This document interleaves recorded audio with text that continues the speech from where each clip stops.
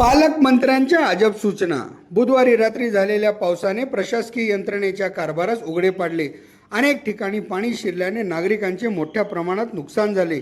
या संदर्भात आयोजित आढावा बैठकीत पालकमंत्री जयकुमार गोरे साहेबांनी नुकसानीस राष्ट्रीय महामार्गच जबाबदार असल्याने याची गंभीर दखल घेत राष्ट्रीय महामार्गाच्या अधिकारी यांनी शहरातून जाणाऱ्या सर्व महामार्गांच्या अनुषंगाने पाहणी करावी, तसेच भविष्यात अशी स्थिती उद्भवणार नाही यासाठी उपाययोजना सुचवाव्यात वगैरे वगैरे निर्देशित केले।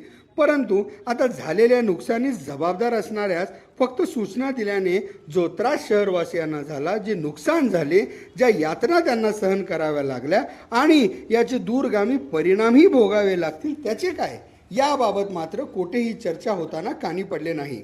अगर या सर्व बाबीस राष्ट्रीय महामार्ग जबाबदार असेल तर मग उड्डाणपुलाचे काम करताना पुलाच्या पाण्याचा निचरा योग्य का केला गेला नाही? का मग सोलापुरात असे पाऊस होणारच नाही याची खात्रीच या विभागास होती का? काहीही झाले तरी आज मितीच अनेक परिवार, संसार प्रशासनाच्या कारभाराचे परिणाम भोगत आहेत। त्यामुळे आता तरी शासनकर्त्यांनी याची गंभीर दखल घेत ठोस कारवाई करण्याची अपेक्षा या परिस्थितीचे साक्षीदारच सांगताना दिसत आहेत। तसेच राष्ट्रीय महामार्गाकडून योग्य पद्धतीने या पाण्याचा निचरा करण्याचे नियोजन झाले अथवा नाही हे मनपा प्रशासनाने तेव्हाच का तपासले नाही?